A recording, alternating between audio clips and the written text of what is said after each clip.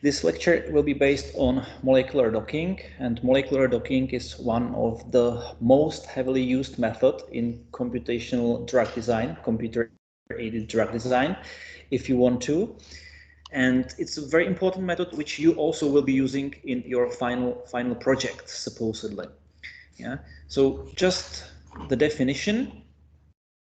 Molecular docking is a procedure which allows you to predict or compute the mutual pose of ligand in receptor. Yeah, so what do we mean by these terms? Receptor, if we are talking about drugs, is of course most often a protein or glycoprotein, but it can also be RNA, DNA, phospholipid, whatever. But most often it is a protein. Yeah? Okay, ligand on the other side most often is a small molecular weight drug. Yeah, but not always. We will see some special examples of docking, and we will see that even small proteins or even quite large proteins can be ligands and drugs. Either way, we are predicting the structure of complex. So ligand plus receptor forms a complex. So the molecular docking is a calculation of the mutual position, yeah? And the position itself is combined of three terms, which is quite important for you to understand. And these terms are translation, orientation, and conformation of the molecule. So basically, translation is like shifting the small molecule, the ligand, in X, Y, and Z axis, yeah, without any rotation. So just translation, X, Y, Z. Then we have orientation, which you can basically imagine as a rotation of the molecule as a whole. So the whole molecule is being rotated as an object. And then we have conformation, which is also called internal rotation, when you are changing the conformer state of the molecule by rotating the freely rotatable bonds. So the docking itself, the procedure, does two main things. The first one is the search stage, which is operated by so-called search function. Yeah? The idea is that the search function should explore all possible positions of ligand in the receptor, in the binding site. And by position, we mean translation, orientation, and conformation. Yeah? So the first stage is exploration of all these possibilities. Then, once you have generated these mutual positions, a second phase of docking comes, and that's the scoring. So we will attend a score, calculated score, to each of the positions. Yeah, the position is also called a pose in the docking terminology. So quite often you will hear just a pose. So it's quite important for you to understand that molecular docking, on the contrary, is not a simulation of the binding process. Yeah, what I mean by this, imagine, for example, and I'll try to turn on my drawing here. Okay, imagine that you have a protein which looks like this. So this is the binding cavity. Here is the outside of the protein. So here all around you have the water. Here is the binding site which you need to reach. And with the docking, you usually have to define the binding site. So you will tell the software, try placing the ligand somewhere here in the 3D box, yeah, which is our defined binding site. And the computer does that, yeah, but the computer does not try if the molecule itself is able to get into the binding site. So this stage is not probed by molecular docking. And if the molecule gets there, this is dependent, of course, on the shape of the tunnel. Yeah? So this is the tunnel leading from the outwards to the inwards of the protein. So defined by the shape, of course, but not only the shape, but also the ionic properties, yeah, or electrostatic potential. Yeah, so you can imagine that here in the tunnel you can have some amino acids which are negatively charged, yeah, negatively charged, then negatively charged, positively charged, and so on. And your molecule has to be compatible not only with the shape of the tunnel, but also with the electrostatics. Yeah, so even if the molecule is small enough, it can be prevented by going inside to the binding site by the electrostatic forces. Yeah, and this is not studied by molecular docking. If you want to study such things like binding, the event of the ligand going inside of the binding site and binding, you have to use molecular dynamics instead. Yeah, so molecular dynamics is studying the processes in time, in contrast to docking. Yeah, so be careful. Docking is just the prediction of mutual position, but not prediction of the binding event itself. All right, a little bit of terminology which you need to know to get orientated in the problematics, and also because of the final test you'll be writing in our course. Okay, so we have been into receptor, which can be perceived as the receiving molecule, most often a protein or other biopolymer. Yeah, then you have a ligand, quite often a small molecule, but it can be even protein. Okay, a pose is the candidate binding mode. So the pose is equivalent to the position, position which we had on the previous slide. Yeah. All right, and it's quite often that for one ligand, for one molecule, small molecule, you get different poses.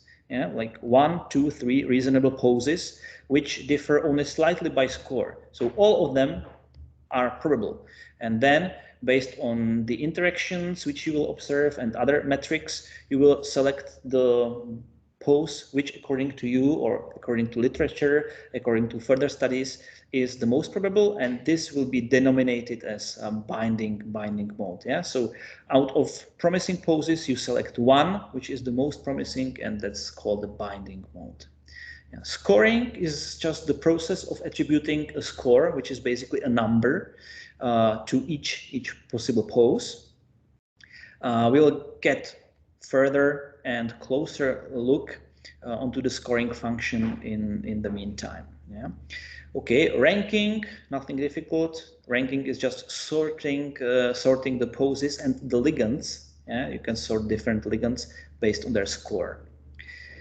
And docking assessment is just the evaluation which we do to see if the docking itself, the procedure, how we have it set up, is bringing some new information and quality information. So in other words, if the docking you are performing has the predictive capability, for example, to distinguish between the binders to the enzyme and non-binders.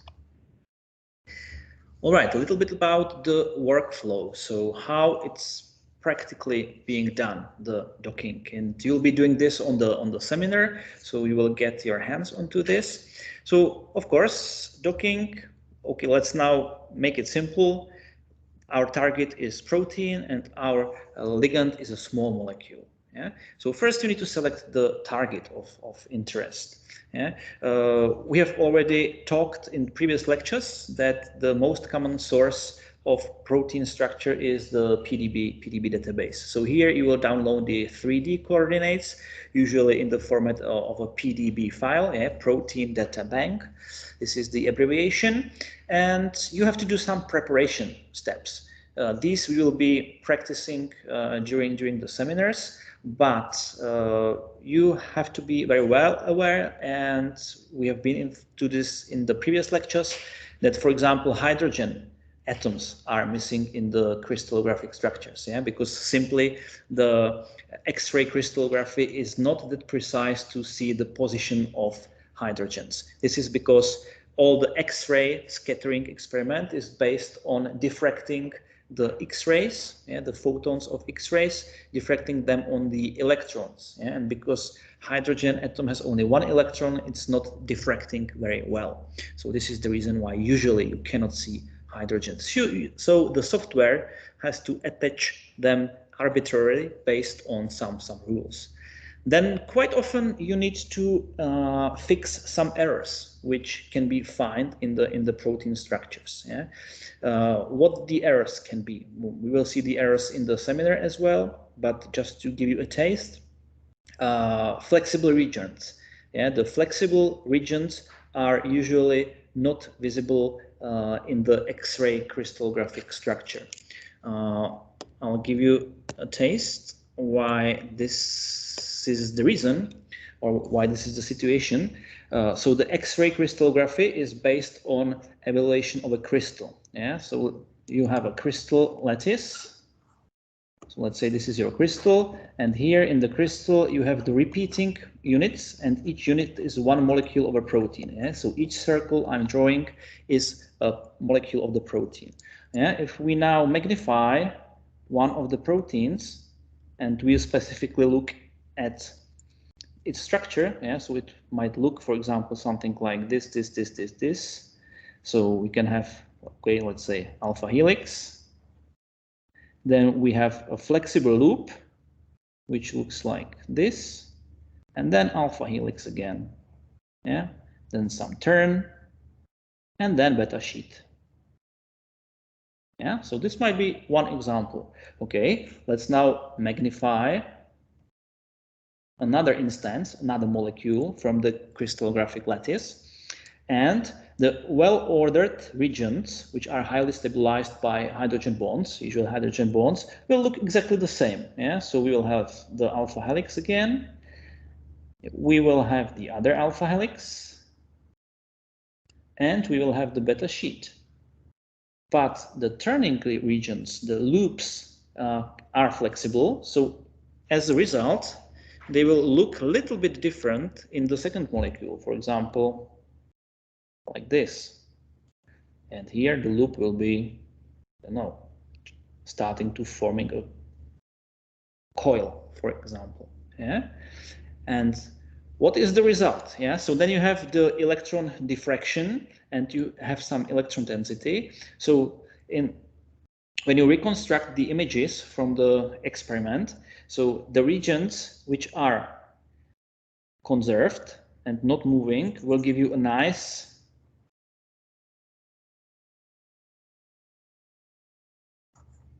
diffraction, and you will be able to reconstruct the position of the protons. But when you look in the regions where the flexible regions are, you will just see some smeary things, smeary density, and you will not be able to reconstruct the position of the atoms. So therefore, in the PDB file, you will be missing the coordinates for this flexible region and this flexible region.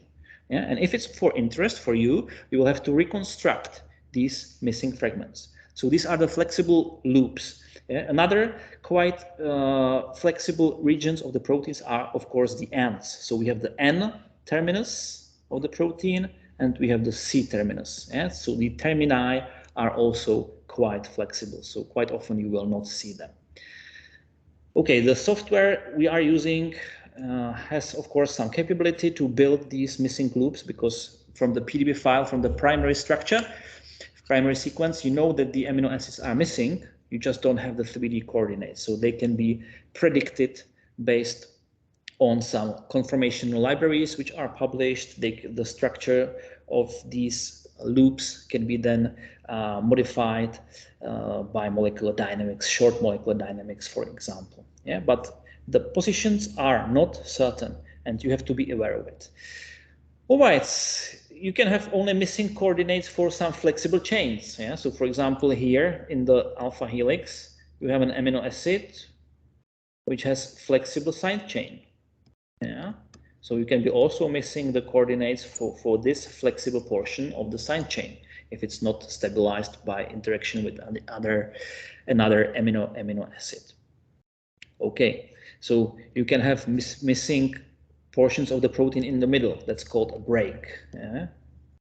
for some reason. All right. So these errors usually have to be fixed, especially if they are close to the binding site. Yeah? So let me draw the situation for you as well. So imagine you have a protein like this, and your binding site is here. Okay, you observe that you have an error in the structure somewhere here, somewhere close to the binding site. Should you correct this error? Yes, of course, because it could influence your docking results. On the other hand, when you have errors in the distant area, let's say like here, you don't care much. You can perform the docking without corrections of these errors, because it will not influence the result of your docking, because your docking is focused on this predefined binding site. But of course, you always have to think a little bit advanced. Quite often, what you do first docking, and then you would like to explore if the pose predicted by docking is, for example, stable in time. So you want to take the docked pose and then do the molecular dynamics. And for molecular dynamics, you have to correct all the errors, yeah? Because with molecular dynamics, we'll be talking about it in one of the next lectures. We are simulating the systems as close to the reality as possible. So it's a whole protein in a solvent and so on. So the whole protein has to be okay. All right. So more on the errors will be in the seminar. Yeah. Maybe one last I could mention, when we have this replicating structure here with the instances of the molecules, I can mention are the alternative poses. Yeah. So now imagine a situation. Okay, let's magnify this molecule now, and distinct amino acid. Yeah, let's say we'll be magnifying, I don't know, aspartate, which side chain looks like this. Yeah. And it's possible that in this molecule it will be facing to the left, and in the other molecule, this one, it will be facing to the right. Yeah. So it's an alternative position of the side chain, and then you have alternative coordinates for these atoms in the side chain. So this is another thing you have to resolve. Then in the PDB file itself, you can check the column which is called occupancy. Yeah, and for example, if the occupancy is 0.6, it means that 60% of the molecules in the crystal lattice have that position of atoms, that orientation, that coordinates. Yeah. So for docking, you have to resolve this, obviously, because you cannot have one atom at two places at the same time. So usually you will, if the occupancy for state A is 0.6, and then the occupancy for coordinates B is like 0.4, so probably you will choose the coordinates which are more probable, 0.6. Yeah, a question. According to which parameter the program corrected the protein? For example, depending on the information that the computer has or from the crystallography, can do something like that. If the majority of the reflection from that part, they can manage the whole. Yeah. So the question was, for the recording, the question was on which principles the computers can do the corrections to the structure. Yeah. So first of all, I would say that the crystallographers, it means the people who do and publish the crystallographic structure, they also use the computers. Yeah. Because the crystallography experiment will give you some electron density maps. And based on the electron density maps, you have to reconstruct the coordinates. Yeah? So they will run some computer-based methods, quite sophisticated, and they will reconstruct all which is possible from the structure. So if it's possible to reconstruct it from the experimental data, it will be there in the PDB file. they have already done it. Yeah, and if they are unsure with some positions of the atoms, they will not put anything into the PDB file. That's why we yeah. The exception is the alternates. Yeah, for example, if they see alternative positions, they will usually put both variants for the position of the atom or of the amino acid. Yeah, alternative A, alternative B. But if they don't see the flexible region of the protein, they will not put any coordinates. So it will be empty in the PDB file. And then the computer, how the computer will correct it is, okay, so let's say, let me turn white.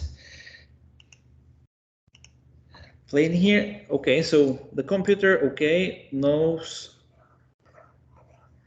Okay, what computer sees in the 3D structures is that here we have some amino acid. Let's say it's the C end. Yeah, so it's like this. And here another structure. So it's the N end. Yeah, so computer in the PDB file see this. Let's say this is, I don't know, let's say arginine, whatever, 211 is the position. And here we have leucine, let's say 222.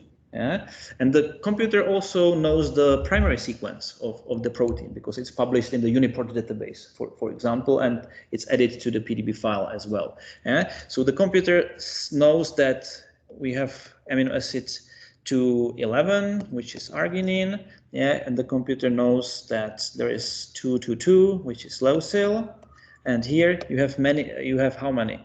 So 212, 13, 14, 15, 16, 17, 18, 19, 20, 21. So you have 1, 2, 3, 4, 5, 6, 7, 8, 9, 10 amino acids missing 3D coordinates. Yeah, but we know which amino acids are there. Yeah, so for example, the computer knows that this should be, I don't know, lysine, alanine, phenylalanine, whatever. We know the primary sequence. Yeah, so the computer will just, and the computer knows that it has to be attached to this point. Yeah, so the computer will attach the lysine, which is the first one missing, will be attached here. Then he will attach what was that, alanine here, and so on. And he knows he has to end here. Yeah, so he'll basically build the loop based on the amino acid sequence. Yeah, and of course there are some structural rules. For example, you have been talking about the Ramachandran plot.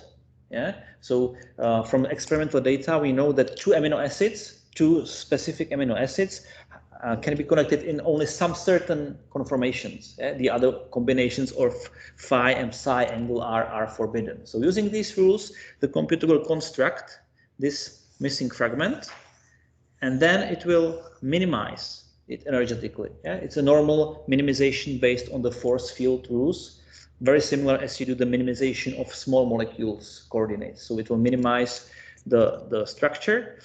Sometimes the minimization is also based on short molecular dynamics. That's what's usually done. Yeah.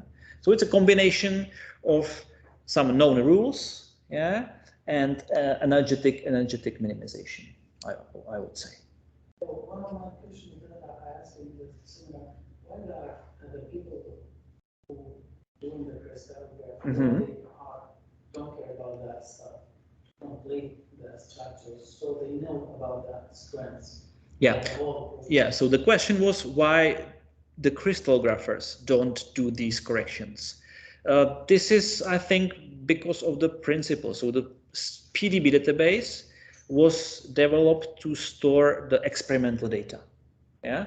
So what's in the PDB database, it can be not always sure for 100%, but you have a decent probability that the data there are correct. Yeah. And then, yeah, imagine how you would work with these structures. Yeah. Okay, you know that some portions of the protein might be problematic, and someone before you did some corrections to the protein. Yeah. How would he describe the exact corrections? Yeah. Then you would have to rely on someone else's work, and if your computational effort does not work, you cannot know if it's because the guy did something wrong. Yeah, so I think it's better to do it yourself and have the control over it. Yeah, so that's how it's usually done. Yeah. All right, good question. All right, so we have been into the protein selection and preparation. Ligand. Okay, so how to prepare a small molecule? We have been into this and we'll be practicing on the seminar. So basically, you just import some molecules, you will correct their structures, you will check if everything is good, no double bond missing, for example. You can do some checks and maybe fixing of the geometry of the molecule, meaning you can fix the R, S configuration, you can fix the configuration on the double bond and so on. Quite often, for most docking algorithms, you also have to determine the correct protonation state.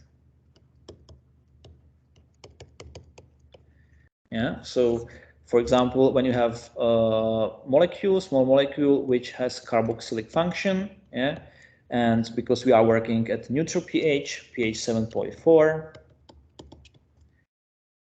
most of the molecules will be in deprotonized form, like COO minus, and you should attach the correct protonation state to the molecule to have the correct results. Yeah, it's not only about protonation. Sometimes it's also about tautomerism. Yeah, so different position of double bond and hydrogen, for example. Yeah. Then when you set this protonation state, you'll usually do a minimization.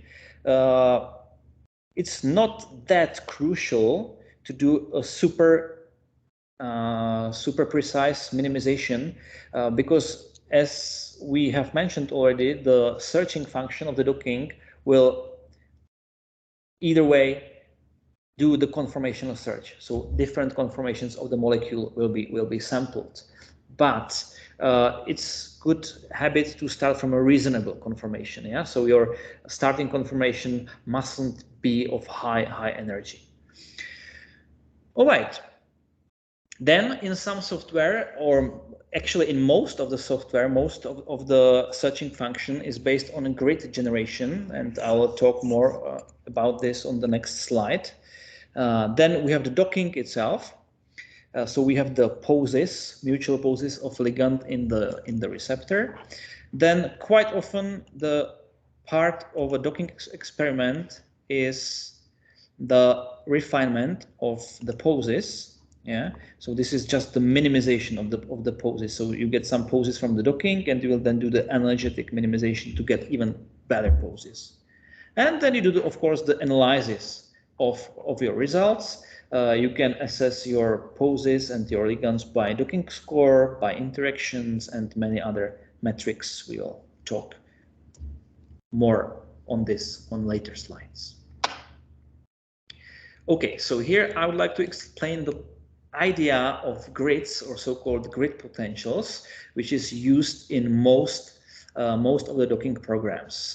This slide is rather informative, so I would like to play a video which I have drawn for the lecture 2 years ago or so. So imagine this: we have an amino acid which has a negative charge here, yeah, in the side chain, and on the other hand, on the other side of the binding site, we have an amino acid which is positively charged.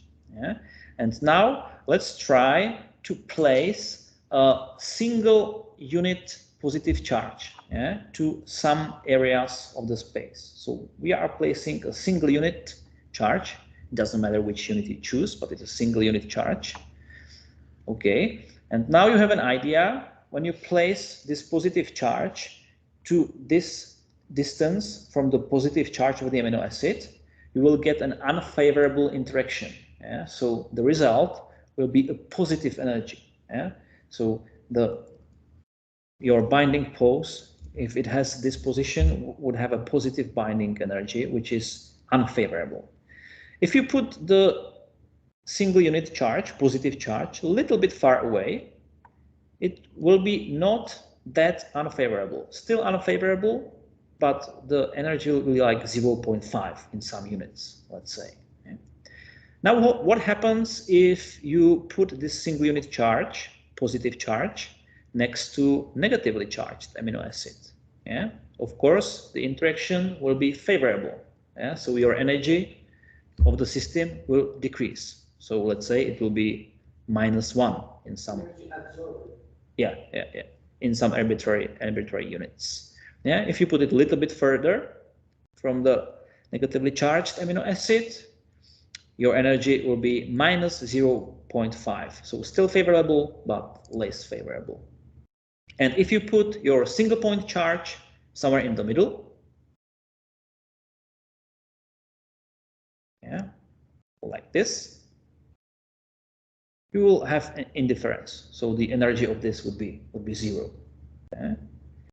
So what the computer does here is the computer has pre-calculated some maps. Yeah, so these are like isopotential lines, but imagine this is not in 2D. I have drawn it in 2D, of course, but the computer does it in 3D space. So the computer has pre-calculated the energy which will be gained or lost when you place a single unit positive charge in any point of the space. Yeah? And you can determine how the spacing will be. So you can do the spacing around.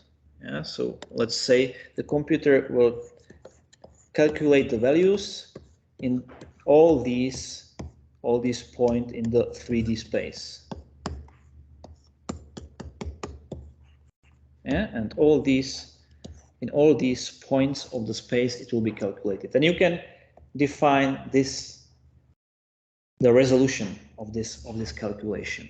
So we have here an example of calculation of the energy of placement of single unit positive charge. Yeah, but in the very same way, the computer will do this for the placement of single unit negative charge.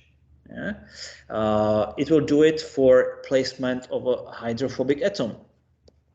Yeah, it will do for the placement of hydrophilic atom like OH and H and so on. Yeah. So for example, if you have amino acid phenylalanine, which ends with phenyl ring, of course. So the placement of hydroxyl here, yeah, or oxygen atom from ligand will be not favorable. Yeah. All right. So why is this principle so important? On this screen, it's not that obvious, but it will speed up your calculation very significantly. Yeah. So I'll try to explain why. And this is because on the previous drawing we had only 2 amino acids. Yeah. So it was quite easy to calculate the interactions of the ligand to these 2 amino acids. But imagine that you have a binding site here. This is your binding site. If you have many amino acids around it, yeah, so you have like COO minus amino acid, you have NH3 plus amino acid, again COO minus. Here you can have a phenylalanine and so on, and many amino acids around the binding site. Yeah. So when you want to place a single unit charge somewhere in the space, the computer would have to calculate the interaction to this amino acid, to this amino acid, this amino acid, this amino acid, this amino. So it's many calculations. Yeah? So it's much better and much faster to pre-calculate the maps, the grid isopotentials, and then you just have the energy pre-calculated. So this is the reason why this is much faster. Yeah, it's somehow connected with the nature of the forces. So for example, if we are talking about electrostatic interactions, so let's say we are placing a single unit positive charge, the electrostatic interactions, if you are a little bit into the basic physics and the standard model of physics, so the electrostatic interaction is mediated by the exchange of virtual photon. Yeah? And because photon has no mass, no residual mass, so in theory the electronic interaction has unlimited reach. Yeah. So in theory, it can go into infinity. Of course, in normal software, you will have a cutoff. So you will just calculate the electrostatic interaction to some distance, and then you will cut off and neglect the rest of the interactions. Yeah, but what I'm trying to say that the electrostatic interactions are quite long-range interactions. So you will have many amino acids here to which you need to calculate the interaction to. Right, was it a little bit clear? Yeah, why the grid potentials are good to and how they speed up the process. It's not very crucial for you, so we are not asking this in the final test or whatever, but just to have an idea why the grid potentials are calculated. Okay, so specifically to the docking itself, we already said that the first portion of the docking is a search function when the computer software is trying to probe all the possible poses of the ligand in the binding site. And we said that the pose or position, if you want to, comprises of translation, orientation, and conformation. So to give you a better taste what it is, so translation is on the first video.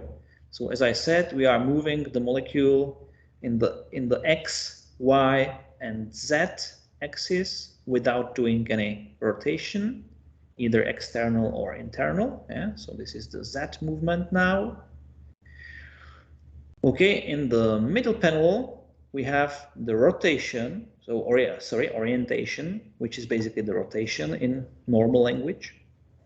Yeah, so we are rotating the molecule around the X, Y, and Z axis, but we are rotating the molecule as a whole, not changing the conformation state of the molecule. And in the last panel, we will see what the conformation sampling does. So the conformation will change the internal rotation, that is conformation of the freely rotatable bonds. Yeah? All right, so these all three aspects are tested and generated by the search function. To give you a taste how the search algorithms and search functions work, so there are several principles. The first one is Monte Carlo. Yeah, Monte Carlo methods are generally all methods in computational chemistry and also in mathematics, which are based on randomness. Yeah, so they are built around a random number generator. For those of you who are aware with programming, you know that to generate a totally random number, it's not very easy in computers, but also, or let's say this is a pseudo random number. Yeah, let's not go into details. So both of these terms, so all of these terms, translation, orientation, and conformation, are generated randomly. So the positives for these methods are that the search of the conformational space, so all the possible poses and conformation, is very thorough. So you are probable to explore it correctly. The negative of this method is that it will take quite long, so it means you will use a high CPU time. Something similar is taboo search. Yeah, so taboo search has stemmed from the modified Monte Carlo methods.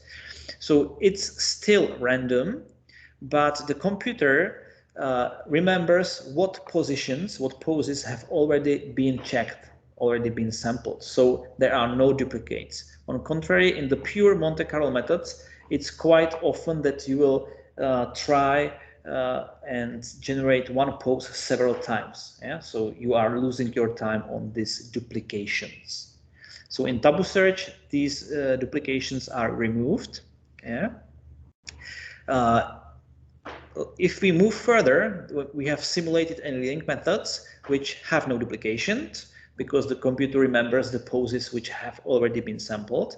And even more, the computer does some pre-scoring of the generated poses, and then when the computer sees that a certain pose is positively scored, yeah, so it's favorable, the computer then will do a more thorough sampling around that pose. On contrary, if the software sees that some pre-scoring gives bad numbers to a pose, the spaces around that pose will be sampled less thoroughly to save some time.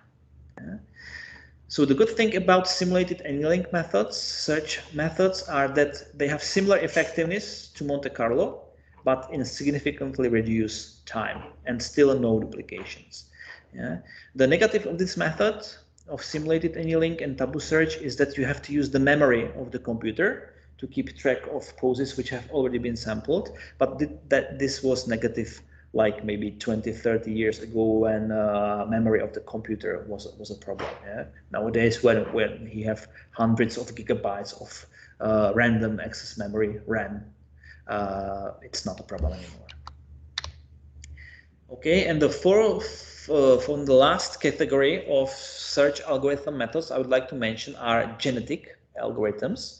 Yeah, so a good example of genetic scoring function, searching function, sorry, is implemented in the Autodoc 4.0, which is a freely available docking software. So Autodoc 4.0 has genetic algorithm. And why it is called genetic? Because it's really based on Darwin genetics. Yeah? So the first step is that you will again randomly generate the translation term, orientation term, and conformation term, and then you will code these things into something which is similar to genes. Yeah, so to some bits of information, basically. Yeah, so let's say one conformation, one pose of the molecule will have, let's say, translation A1, orientation. Okay, so let's use the correct letters. So translation T1, orientation O1, conformation C1. Yeah, then we will have another one, T2, O2, C2, and we will have TN, ON, CN. Yeah, and in each of these bits, you have the full encoded coordinates of the atoms, for example. Yeah, and then the computer will do really, which is something which is similar to sexual reproduction. Yeah? So he will combine these two parents together. He will combine these two parents together, these two parents together, these two parents together to get next generation, next population. So we'll have a different conformation like T1, O2, C3, and so on. Yeah, and the thing is that the genes which have positive influence on the docking score will be propagated more into the second generation. Yeah? So we go from the first generation to the second generation, and the features, it means the genes in the biology terminology, in our terminology it's just bits of information which are more favorable according to the docking score, will be propagated more often to the second generation, and the bits or genes which are less favorable will be lost. Yeah? And by repeating steps, then you will get to third generation, fourth generation, fifth generation, and so on. And quite interestingly, these genetic-based algorithms are able to get to the correct binding pose quite fast, usually in 3, 4, 5 generations. So this is a quite fast method how to generate correct poses. Compound inside the body at the same time has different conformation depending on the medium, on the binding, and the energy of the system. Yeah. How it can be predict that all conformation at the same time, because each position consists of translation, orientation, and that stuff. Correct, yeah. At the same time, how can, if it's a complicated system, how can be bind? Well, okay, so the question was how we can predict all the conformations of the molecule when the molecule enters different, let's say, spaces in our organism, yeah, like different solvents. At one time, yeah, the compound has many, for example, conformations. Yeah. Yeah. Conformations for all position of that. Yeah. because at the same time has a conformation and orientation and Yeah, so conformation, this is something which is connected to the molecule itself, yeah, but also to the protein, yeah, because as we will talk later, you can also have some flexibility in the protein, yeah. So you can also have conformation of the amino acid side chains, for example. Yeah. So yeah, but so the question was how we can be sure that all the conformations are conformations or poses. Let's say said it correctly. Yeah, poses which consist of translation, orientation, and conformation. How we can be sure that we have sampled all of them when it's so complicated system?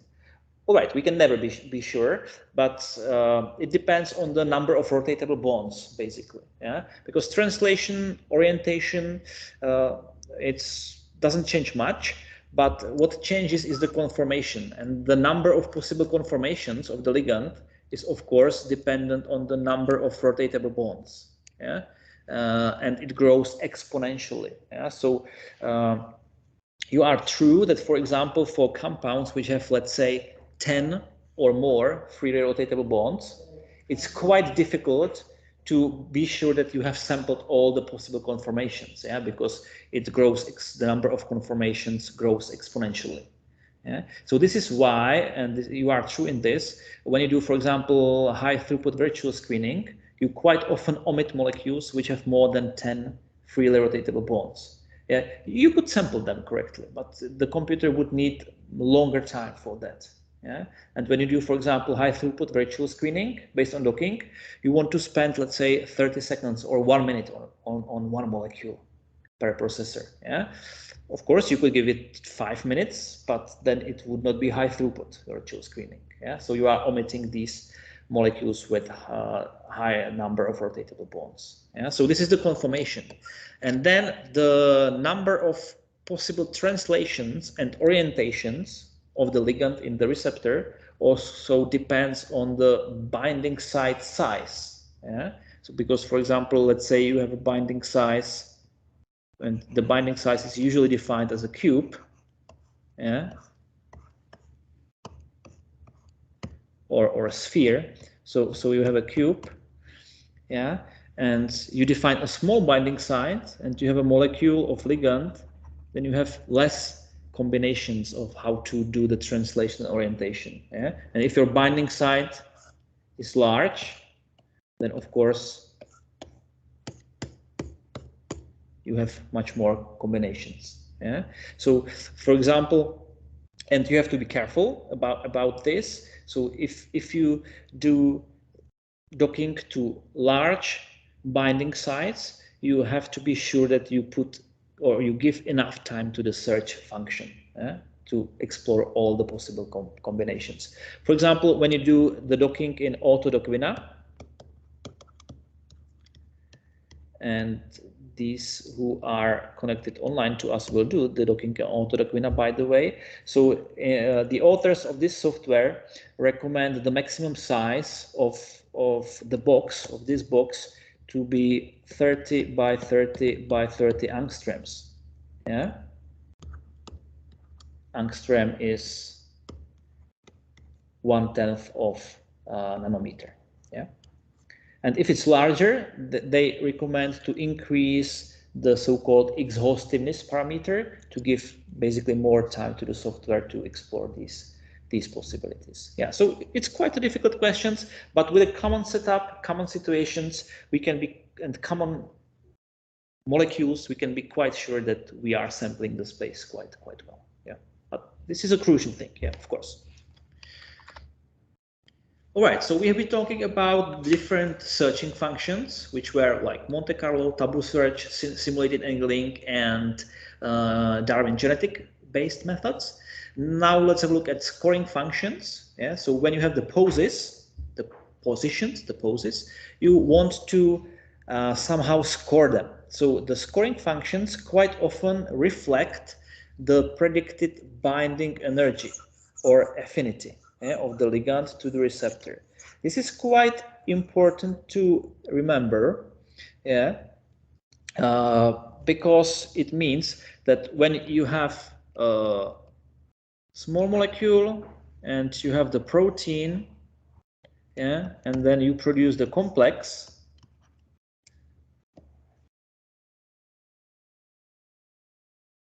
You produce a complex. So if this complex is favorable, it means that this has lower energy. So energy which you have here, like E1 is the energy of the ligand itself, E2 is the energy of the protein itself, and then you have it all together like E3, or let's say EC, like complex. And if EC is smaller than E1 plus E2, it means that you are releasing energy, yeah, by this, let's say, reaction, by this phenomenon.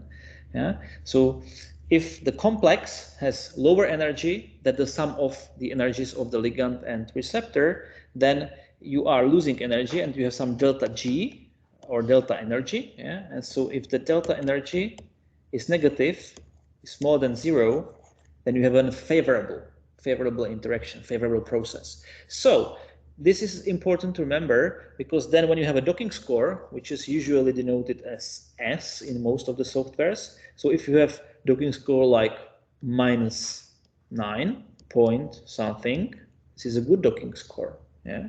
When you have score like -3, this is not very good docking score. Sometimes you can even get positive docking scores like +2 point something, which usually means that the interaction or the position is that unfavorable that we have, for example, some steric clashes of atoms. But there is a chance for that. Yeah. Positive energies. Reaction by the word. Pardon? For example, if it's plus, okay, if it's outside the body, you can put some energy to the system too. But inside the body, how it can? Yes. So the question was how we can interpret this positive docking scores, yeah, because positive energy means that we would have to put some energy to the system to produce that unfavorable state. Yeah, exactly. So the result of the docking with positive energies tells me that this pose is not favorable and it will not happen in the living organism. Yeah, of course. So I can discard this pose, or if the ligand has only poses with positive scores, I can discard the ligand. Yeah. And of course, you are correct that these poses are not probable in the orb, and so you are not interested in them. Yeah, good point. All right, so we have different scoring functions, of course, and it's important to mention what's written in here as the second bullet, is that scoring is the crucial phase of docking, because, and it was connected to your question, yeah, with complex ligands with high number of rotatable bonds, we can have some problems sometimes to do the conformation search, yeah, or the search phase of the docking generally. But for most ligands, it's not a problem. Yeah? So if your docking experiment fails, for example, you are trying to dock a molecule which you know should bind to the receptor, and you are not getting the correct results. Yeah? For example, you cannot reproduce the docked, the crystallographic pose. So this usually means that your scoring function is incorrect. Yeah? So usually the problem is in the scoring function.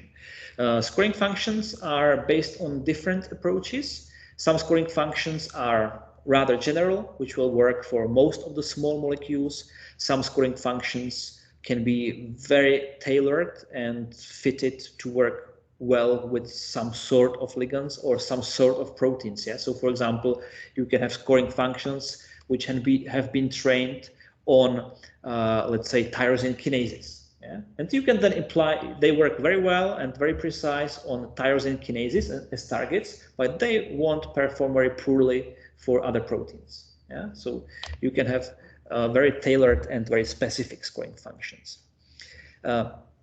So what are the scoring functions based on? So different principles. So for the simplest scoring functions, they are just shape based. So they just evaluate whether the shape of your ligand is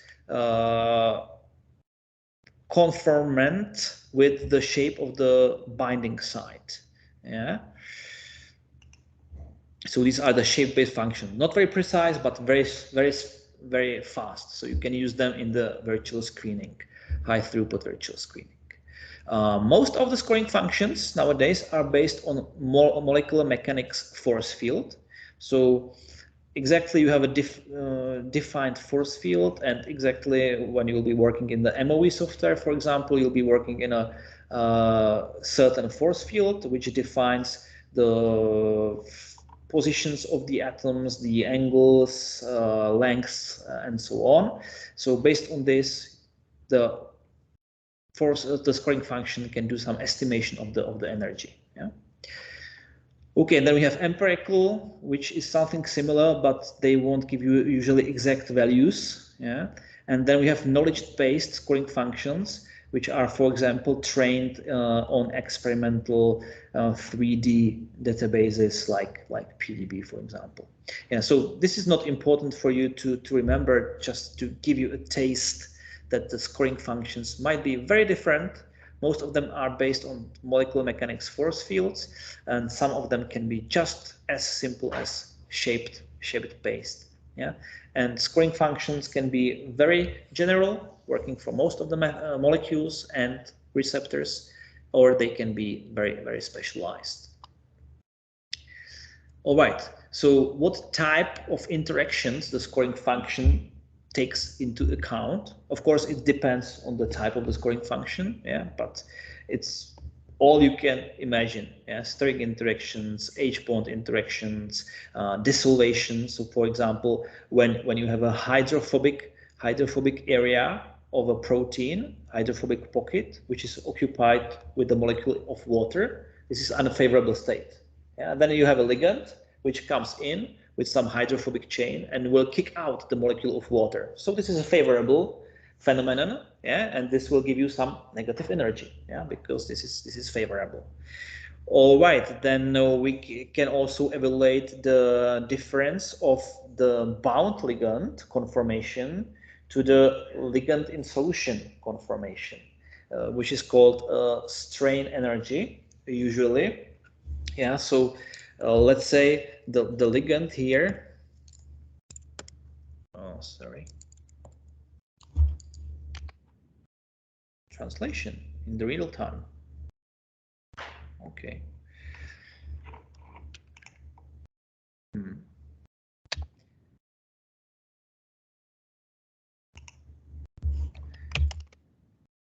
All right. So imagine that we have a ligand conformation, yeah. So which looks like this, for example, and this is in solvent. So you have a minimized conformation in a solvent, and then the ligand is bound or predicted to bind to the protein, and suddenly in the protein has the conformation like this. Yeah. So this is quite far. This angle, for example, is quite far. This alpha angle is quite far from the optimum state in the solvated ligand. Yeah, so it gives you some energy penalty. Yeah, so it can also be taken into account. All right, the time is running, so let's talk a little bit about the docking in general. Yeah. And now we come to the flexibility. So how the docking is being performed from the view of flexibility. So basically we have three scenarios. Yeah. Either we can perform so-called rigid docking, yeah, when both ligand is rigid and the receptor is rigid. So you are not sampling the conformation at all. Yeah. You would say that this is a nonsense, because we know that when ligand bounds or is binding to the receptor in normal life, it changes its conformation. Yeah? So what good can this method be for? Yeah. So this example is usually used in ligands for which you have already pre-computed the possible conformations. Yeah, so you have a ligand, you have pre-computed all the possible conformations, and then you dock these pre-computed conformations as rigid molecules, which gives you the same results as if you take normal ligand and you would do the normal conformational sampling during the docking phase. Yeah. Or another usage of this rigid docking is when you are docking a really rigid molecules. Yeah. So for example, you can imagine that morphine. If you imagine how morphine molecule looks like, it's quite rigid. Yeah. So you cannot do much with the conformation there. So there it makes sense as well. But most often, when we do docking, we treat ligand as fully flexible. Yeah, so ligand, the small molecule, is fully flexible. All rotatable bonds are really being rotated and sampled, conformationally sampled during the search phase of docking. And the receptor is taken as rigid. Yeah. Why this is so? Because normally you would expect that the receptor is also undergoing some conformational changes to accommodate the ligand. Yeah? And this is true, but the problem is that when we increase the number of freely rotatable bonds, we are increasing the CPU time needed for the calculation. Yeah? So imagine that you have a ligand, you are docking a ligand into a receptor, and in the ligand you have, let's say, 5 rotatable bonds. Yeah, that's okay, 5 is good. But then consider that you would try to treat the protein flexibly. Yeah, and each protein, a normal protein can have, okay, let me give a guess. So an average protein can have, let's say, 150 amino acids, a very small protein. Yeah, each amino acids has like maybe 10 atoms, or maybe more. Yeah. And in each amino acids, you can have, let's say, at least 3 on average, 3 to 4 freely rotatable bonds and rotatable. Yeah. So if you just multiply this, you have 150 amino acids by 4.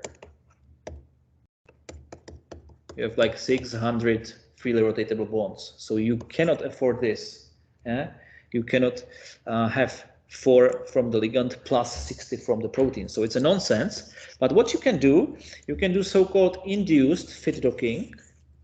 Induced fit means that you have the ligand flexible, as you would expect, and then in addition to the flexible ligand, you can add some flexibility to receptor, but only the most important amino acids. Yeah? So for example, from literature, you know that similar compounds bind and interact with 1, 2, 3 amino acids in the binding site. Yeah? So you can give the flexibility to these 2, 3 selected amino acids in the binding site, but not more, yeah? To get reasonable results. We have Fisher theory, which is rigid ligand and rigid receptor for induced, which is belong to another one, and the middle one belong to what? Is it? Okay. So the question was the rigid docking. We can use them for rigid molecules, obviously. Yeah, the induced fit docking, that's simulation of the real world situation. And so what is number 2? So easily said, number 2 is like trade-off between the speed and the accuracy. Yeah, so that's quite often used in computational chemistry. You know how to do it precisely, but at the same time, you want to do it at reasonable speed. So you are somewhere in the middle. So this flexible ligand and rigid receptor is the most often used because it's a good trade-off between speed and accuracy. Yeah, good question. All right. So how the flexibility of amino acids can be handled in practice? Different approaches. So for example, in MOE, which is the software we use in our courses, this is done just by normal docking, plus then you do energy minimization of the amino acids. Yeah? So this is a very poor approximation, I would say.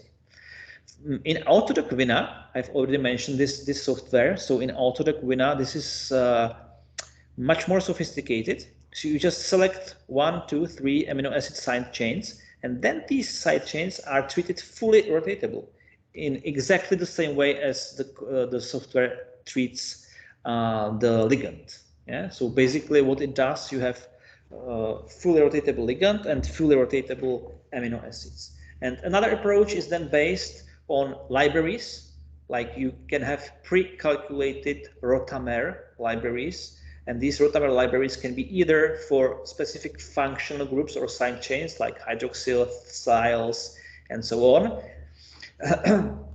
Sorry, this is the approach in Schrödinger software. And you can have the rotamer library of whole amino acid side chains, for example. Yeah, so these are different approaches used in different softwares. But again, the idea is to give the flexibility, the conformational flexibility only to 1, 2, maximum 3 important amino acid side chains in the binding site. Of course, we have methods in computational chemistry which will give you full flexibility to the protein, and this is the molecular dynamics. Yeah? But molecular dynamics is much more computationally expensive, and we will talk about molecular dynamics in the next lecture actually. Okay, so just to give you an idea of the most often used docking software, you will get tons of online materials. You will find tons of computational comparison studies when people compare the results of individual docking algorithms. So the most known are Autodoc 4.0. Yeah, this is free. I've already mentioned this. From Autodoc 4.0, Autodoc Vina has evaluated. Then you have like Doc, also free, and then you have these paid ones, commercial ones like Glide. This is the docking function in the Schrödinger software. You have FlexX from Biosolve. This is a German company. We are using the software MOE from Chemical Computing Group. Yeah, for another docking function is Gold. Yeah, so more on this if you click on these resources on Wikipedia. On this one, the second one is quite useful, click2drug.org. It's not only about docking. Okay, this specific link will get you to the docking site, docking page, but the click2drug.org page itself, it has all other computational methods which can be used for computer-aided drug design. So very important and useful hub for computer-aided drug design. Definitely check this out. All right. Now some specific applications of docking, and be careful. We are asking these terms in the final test. So, what is it? A consensus docking? Simply because it's just computational method, you can be never sure of your results. So it is a good idea if you have a ligand which you want to try to use several docking softwares or docking engines, yeah, to dock your compound into the same protein, and then you will compare results, yeah, and then you can do some statistical evaluation. The most simple statistical evaluation I can think of is that you will just sum up and then average the docking scores. Yeah, very simple. Something similar like consensus docking is consensus scoring, which is quite similar, but it's based on the ideas which I already mentioned, and that is that if you have a problem with docking, the problem is usually in the scoring function, not in the search function. So quite often it's enough to do the searching only once, and then you take all the poses generated by one software and you just let them be scored by different scoring functions. Yeah? So the search function is done only once with one software, and then you have the scoring with different softwares. And then you just produce a consensus, statistical evaluation, and so on. Ensemble docking is a quite interesting approach because, of course, you already know that when you have a PDB structure in the PDB database, it's only a structure, crystallographic structure. But for some proteins, it's not comprehensive because it's known that one protein can be present in different conformation states. Yeah, for example, you have an active site which has a lid, and the lid can be like closed, semi-opened, opened, and so on. Yeah, and if you want to try and if you want to handle this flexibility, so actually ensemble docking is another way how to handle the flexibility of the protein. Yeah? One way was, which we had previously, like giving some flexibility to some amino acids. But this ensemble docking is more. Yeah, you can give the flexibility to all to whole portions of the proteins, just because you are docking in different conformations of the same protein. If you understand this. So for this, you need different PDB structures of the same protein. You just overlay them one on the other, and then you do docking to structure number 1 to structure number 2, and then again you average the results somehow. Blind docking, it's kind of exception, because I mentioned to you that when you do docking, you usually have to define the binding site. Let's say you can define binding site. Binding site is this amino acid plus the sphere 5 angstroms around, or you can define the binding site as a cubic box, for example. Yeah, but if you do not know the binding site, you can do the so-called blind docking, which will do the docking to the whole protein. It will probe the whole protein. It's not very precise because the site you have to search is very large. Yeah, so this is the problem. But for some, when you really don't know the binding site, you can try blind docking. Okay, then we have covalent docking, because so far we have been discussing only interactions between the ligand and receptor, and their interactions were non-covalent, like hydrogen bond, hydrophobic interactions, and so on. But it is known, of course, that many drugs, many biologically active molecules bind to the receptor covalently. Yeah? They create a covalent bond. If you can think of aspirin, which is acetylsalicylic acid. Yeah? So the mechanism of action is that it acetylates some active amino acid, hydroxyl containing amino acid, I think it's serine if I'm not mistaken, in the active site. Yeah, so we have special protocols which can do the covalent docking. I'll show you on the second slide. Then we can do protein docking. Yeah, so another is a special method, because most often, as I said, the small molecule ligand.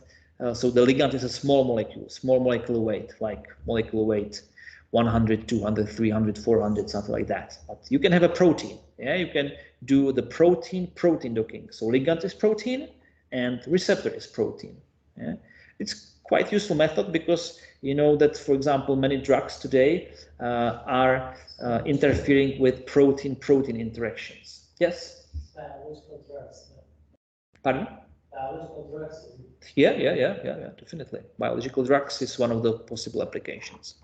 Yeah, and HTVS, high throughput virtual screening, is quite often based on docking. Yeah, so virtual screening quite often has or is comprised of different methods, and docking be one of them. Okay, so just one slide to the covalent docking. I would like to show you the approach which is used in the MOE software from Chemical Computing Group.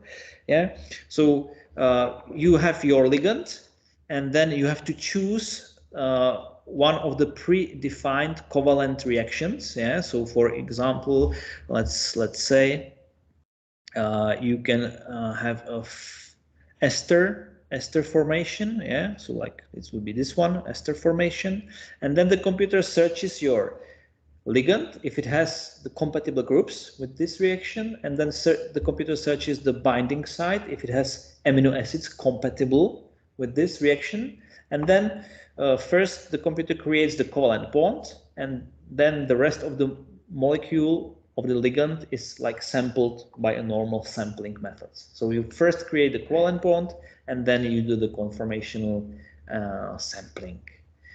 This is an example from my older publication. So this is the nicotine amidase, which is an enzyme which hydrolyzes the nicotinamide, nicotinic acid amide. And the reaction goes on that you have a cysteine here. So cysteine normally has the thiol group here in the side chain, and the reaction works like the cysteine. The thiol group will form a covalent bond to this carbonyl carbon, yeah, because this is electron deficient. So it will form, so thiol is like nucleophile, and the carbon is nucleophilic. Yeah, so it will, or the carbon has deficiency in electron density. Yeah, so you exactly electrophilic. Yeah, thanks.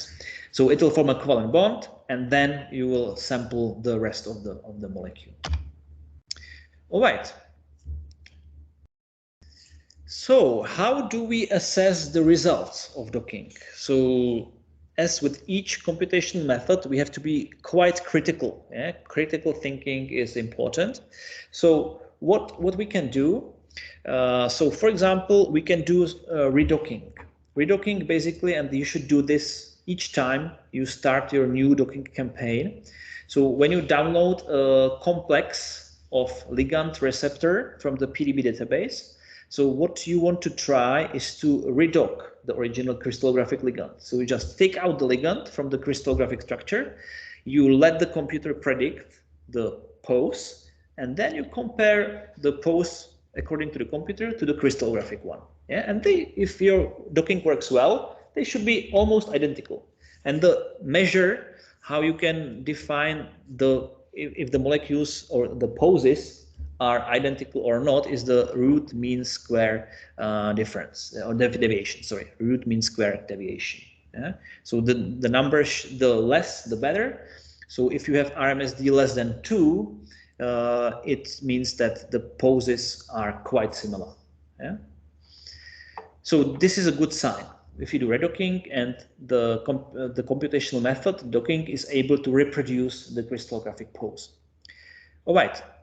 Then you can also, of course, evaluate your docking results by docking score. Yeah? And quite often you take the score of the original crystallographic ligand as some cutoff, because, for example, you are looking for ligands which have better score than the original crystallographic ligand, yeah? Or at least similar docking score. Well, ligand efficiency, the problem is that when you are trying to compare docking scores for small molecules and for large molecules, that this can be quite misleading, yeah? Because the larger molecules have, of course, more atoms, so they have higher potential to form non-specific interactions, like hydrophobic interactions, for example. Yeah, this is something which is called molecular obesity. Yeah, so when you have a larger molecule, more lipophilic molecule, it will form non-specific interactions. About these molecules, we often say they are so-called promiscuous molecules, so they can bind to many targets. But this is not what we want. Yeah, in the ideal situation, we would like to have the best possible score with the lowest number of atoms possible. Yeah? So what we do, we just normalize the score by dividing the score by the number of heavy atoms. Yeah? So because if you don't do this, then the larger molecules are always overestimated, because they have, so the simple message is that larger molecules often have better scores. Yeah? But this is not because they are better ligands, but because they are just bigger. Yeah, that's it. So if you divide the score by number of heavy atoms, you get much better metric, I would say, how to estimate the docking results. By the way, the heavy atoms in this terminology means all atoms but hydrogen. Yeah, so you don't take into account hydrogens. Oh wait, another thing. Okay, we have like redocking, we have the docking score, or docking score divided by number of heavy atoms, that's ligand efficiency. But most important is the critical visual inspection of ligand receptor interactions. Yeah? Because, for example, from literature, you know that most of inhibitors of this enzyme, for example, interact with this amino acid. So you should have a look if your ligand also interacts with this amino acid. Yeah? Because you know from literature that it is important. Another metric which you can use to assess your docking campaign is the enrichment factor. What is it? So it's depicted on this graph on the bottom right corner. Imagine that you have a test library, yeah, and your test library, let's say, contains 1000 molecules, and in this 1000 molecules you have 100 actives which really should bind to the enzyme, and you have 900 of decoys, yeah, which are just false binders. And now the question is, if your docking algorithm will be able to distinguish or find these 100 in 1000. Yeah?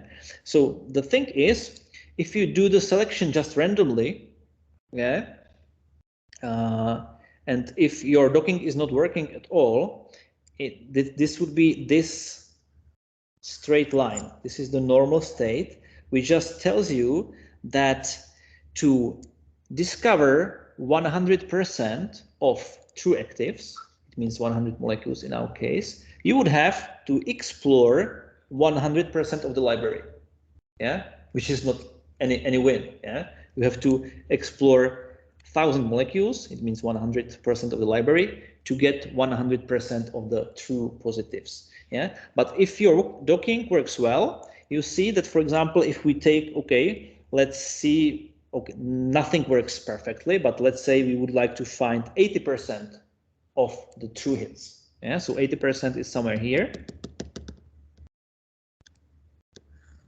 So this curve tells me that it's enough for me to explore roughly 30% of the library, and I'm very probable to identify 80% of the hits. Yeah? And the more steepest, or the steeper is the curve, the better the docking works. Yeah? If you are in normal situation, you go by this line. If you go extremely bad, you will go like this. Yeah, but so by chance. Yeah. Worse than by chance. All right. So the straight line, that's by chance. All right, a few last slides on docking because we are almost ending, or we should be ending. So this is the virtual screening. I do not want to go into detail. So virtual screening is a combination, high throughput virtual screening is a combination of several methods. And yeah, the important point from the last slide was that you should always compare your results with the real experiment. Yeah, so ultimately you have to confirm by enzymatic assay, crystallographic study, whatever. All right, so this is the virtual screening. I just wanted to give you a taste how virtual screening works. So virtual screening is not about that the computer will tell you which compounds are active so you can go and test them in animals, for example, but the computer can tell you which compounds you should prioritize for the testing. So let's see this typical scenario. So for example, we are looking for an inhibitor of a certain enzyme, and we are starting from a large database, like for example, zinc, which has like, now they took like 16 millions of compounds, and then they did some filtering based on or physical chemical properties like Lipinski rule of 5 and so on and so on, maybe some other, and they ended up with 12,000 molecules. Then they did some pharmacophore based search. We'll be talking about pharmacophore searching in the next lecture, I believe. So pharmacophore searching is even faster than docking. And they did the search to see which molecules fit into the pharmacophore model, and from that they took 1000 of best molecules. Then they do docking in this high throughput virtual screening docking. This has been done in the Schrödinger software, and Schrödinger software has two modes of docking. One is called HTVS docking. Sorry, it has 3 levels of docking. HTVS is the fastest but least accurate. Yeah, then you have SP docking, the standard precision docking, and then you have XP, which stands for extra precision docking. Yeah, so then they had 3 rounds of docking, docking number 1, docking number 2, docking number 3, and see this typical step in the process is the factor of 10. Yeah, so from here we test 12,000 compounds and we took like 1,000, so roughly 10. Yeah, here we go from 1,000 roughly to 100, so it's also a factor of 10. Here we go from 100 to roughly 10. Yeah, so it's quite common to try selecting 10% of the best compounds from the previous run and put them into the next stage. And at the end, starting from 16 millions of compounds, they ended up with 7 hits, yeah, which they purchased probably, because compounds in zinc should be purchasable. So they purchased them, tested them in an enzymatic assay, and from the 7 compounds, 4 compounds were really active. So which is nice, like 4 compounds out of 7 were active. That 16 million compound is already synthesized or just computationally? In the zinc database, they should be already synthesized. Yeah. Then we have so-called virtual libraries, which are produced by companies like Enamine. These libraries are called like real space library or whatever. Yeah, and these, exactly as you are suggesting, are not real compounds. They have just sets of reactions which they can perform, and then they have an array of the building blocks. Yeah, so they have the building blocks and the reaction, and the computer does the expansion. So by these reactions and with these building blocks, you can produce theoretically these number of molecules. Yeah, and these virtual libraries, they don't have millions of molecules, they have billions of molecules. Yeah, so the largest molecules nowadays are something like hundreds of billions of molecules, which is an insane number. Yeah, but this one, like zinc, so basically if you look at the libraries which have millions, they are real libraries, but libraries which have billions are really virtual. All right, we are almost at the end of the lecture. Just very quick mention about these de novo design methods. So this is not linked to docking no longer. Yeah, so this is something different. So we have finished the docking, and now a little bit about the de novo design. De novo means that we are producing new molecules, yeah, which have probably never been produced or synthesized before. So the biggest advantage is the novelty of the compounds which you are getting. Yeah. All right. And this is just a very quick example. So there are methods like fragment linking, ligand growing, and then scaffold hopping. So I'll just give you the definitions and I will end on that because I think, okay, here is a specific example from literature, but just to give you a principle, which is, I think, quite easy to understand. So let's imagine a situation when you have a binding site, yeah, and you know that the binding site has 2 pockets, for example, and you have a fragment which is too small to be a drug. Yeah? It's only a fragment, let's say molecular weight of 100 or less, 150, something like that. And it binds to the pocket 1. Then you have another fragment which binds to the pocket 2. When I say bind, you can know this usually from crystallographic experiment or NMR-based experiment, or just from virtual screening. Yeah, so it can be just predicted to bind there. Anyway, you think, know, or believe that the fragments bind in that way, and now you would like to link these fragments with a linker to produce 1 molecule. Why?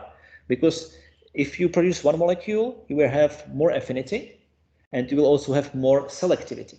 Yeah, because small fragments are very non-specific. So you want larger molecule with better affinity and better selectivity. So, and this is a very good task for the computer, because the computer has a pre-calculated database of the linkers. So you will tell the computer, try linking fragment 1, fragment 2 with reasonable chemistry. Yeah, the computer will suggest the final ligands and then it will score them, for example, based on docking or whatever. Yeah. So that was fragment linking. Very similar is ligand growing. When you, again, similar situation, you have a ligand binding in the pocket, but you see from the crystallographic experiment, for example, that you have subpocket 1, which is unoccupied, and subpocket 2. So again, you would like to extend the linker. So you tell the computer, okay, let's attach something, some fragment to this direction, to this attachment point, and to this attachment point. And the computer will do it. Yeah, we'll take the libraries of the fragments, we'll try to put them onto these predefined attachment points, and then we'll score the final molecules. And because we are producing new molecules, you have a very good chance that they will be novel. Yeah, so this is an example. And last example of de novo methods is scaffold hopping. The idea is quite simple. So later we'll be talking about the term of pharmacophore. Yeah, so pharmacophore is part of the molecule, part of the ligand, which is important for the interactions. Yeah. So let's say that from crystallographic structures, you know that this pyridine fragment is important for binding to the receptor, and you also know that this fragment is important for the binding. And then you have something in the middle. But when you look at the crystallographic structure, you see that there are no specific interactions of the middle part to the protein.